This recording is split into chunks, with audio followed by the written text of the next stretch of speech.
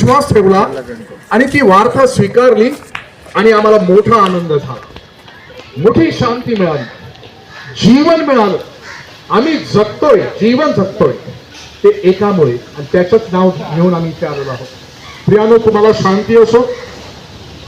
25 डिसेंबर काय आहे तुम्हाला माहित आहे. पवित्र शास्त्र उघडल्यानंतर आपल्याला खरा अर्थ समजेल 25 डिसेंबरचा.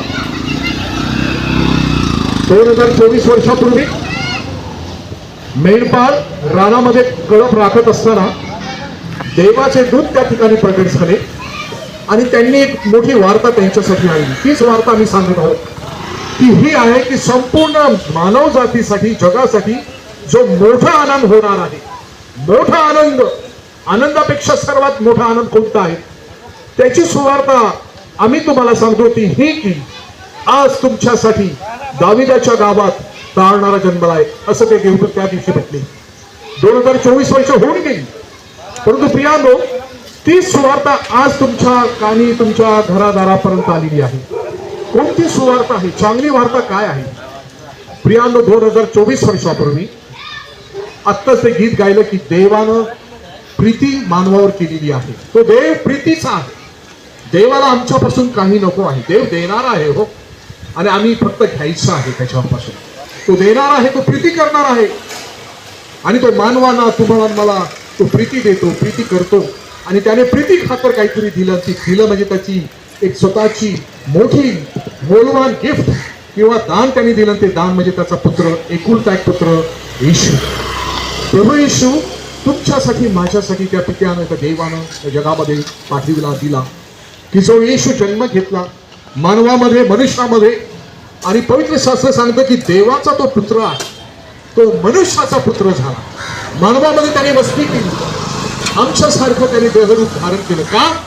आम्ही जे पापी लोक, पापांची प्रजा, आम्ही जे मानवाचे लेकर, मानव पुत्र आम्ही जे आहोत, ते देवाची लेकरे व्हावी, देवाचे संतान व्हावे आणि देवाचे वारिस व्हावे म्हणून प्रभू येशू जन्माला आले, मोठे झाले, चमत्कार केले, अंधळ्यांना डोळे, फेरांना कान, लग्नांना पाय आणि कुष्ठरोग्यांना बरं केलं.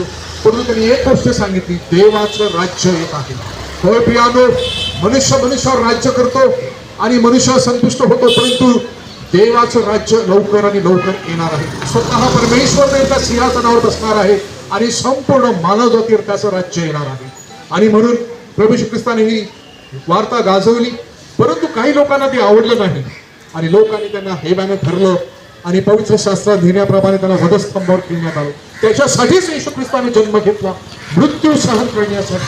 कारण बायबल सांगतो पापाचं वेतन मरण आहे, पाप की मजदूरी तो मृत्यू है, लेकिन परमेश्वर का वरदान प्रभु यीशु मसीह में अनंतकाल का जीवन है, अनंतकाल का जीवन. वो जीवन देने के लिए प्रभु यीशु मसीह संसार में आए, त्याच्यासाठी येशू ह्या जगामध्ये आले. आणि येशू ख्रिस्ताने वधस्तंभावर आमच्यासाठी दुःख सहन केलं. त्यांच्या हातामध्ये खेळ ठोकत होते, पायामध्ये खेळ ठोकत होते, डोक्यामध्ये काट्यांचा मुकुट घातला होता, 39 फटके त्यांनी सहन केले. तर त्यांनी एक मोठा महत्वाचा शब्द उच्चारला त्या वधस्तंभावरून, हे बाबा, ते आझाद नगरमधील लोकांना, सर्वांना, मानव जातीला क्षमा कर. आणि त्यांनी क्षमा जाहीर केली, मोक्ष जाहीर केला. त्याने ती मोक्ष, क्षमा आणि पापातून सुटण्याचा जो अनुभव आहे तो त्या ठिकाणी त्यांनी जाहीर केला, देऊन टाकला मनुष्याला. आणि त्यांना मरण आलं, पुरण्यात आलं, त्यांना गाडण्यात आलं. तिसऱ्या दिवशी रविवारचा दिवस होता, म्हणून रविवारी आम्ही त्याची भक्ती उपासना करतो. येशू जिवंत झाले आणि स्वर्गात घेतले गेले आणि पुन्हा येणार आहे. ते म्हणतात, पहा मी लवकर येत आहे, आणि ज्याला त्याला ज्याच्या त्याच्या कर्माप्रमाणे प्रतिफळ देण्यास वेतन माझ्याजवळ आहे. प्रियांनो, आजचा दिवस ही तुमच्यासाठी एक संधी आहे. त्या संधीचा उपयोग करा. ही संधी देवापासून आलेली आहे, कारण देवाचं राज्य येत आहे.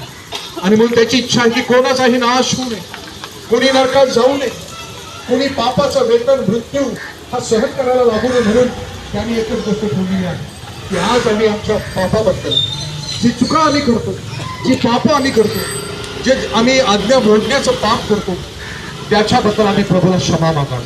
पवित्र शास्त्र सांगतो, आम्ही सर्व मानवजात पापामध्ये जन्म घेतलेले आहे, म्हणून आम्ही पाप करतो, आम्ही कर्मानं पाप करतो आणि जन्मतःच आम्ही पापी आहोत. आणि म्हणून आमचा नाश होणार आहे. आणि म्हणून त्या नाशातून वाचवण्यासाठी पापांसाठी काहीतरी केलं पाहिजे. पापासाठी काय करायचं? धर्मग्रंथ सांगतं रक्त सांडल्याशिवाय पाप क्षमा नाही. रक्त सांडलं गेलं पाहिजे. ते निष्कलंक पवित्र निष्कलंक निर्दोष रक्त कोकऱ्याच्या किंवा बैलाच्या किंवा कोंबड्याच्या रक्ताने नाही, देवाच्या पुत्राचं रक्त सांडलेलं पाहिजे. आणि म्हणूनच येशू ख्रिस्ताला आपलं पवित्र रक्त निष्कलंक रक्त त्या वधस्तंभावर सांडलं. आणि म्हणून हा बॅनर सांगतो येशू ह्याचे रक्त, माझ्या मागे सर्वजण म्हणा, येशू याचे रक्त, येशू ह्याचे रक्त आपल्याला मला सर्व पापापासून शुद्ध करते.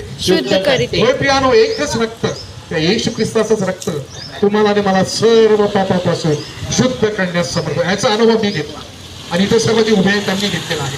म्हणूनच हे सांगण्यासाठी, हे दाखवण्यासाठी, आमचा अनुभव तुम्हाला कळवण्यासाठी आम्ही आलो की येशूचं रक्त आम्हाला सर्व पापापासून शुद्ध करते. आणि येशू जिवंत होऊन स्वर्गात घेतले, ते लवकर येणार आहे न्याय करण्यासाठी.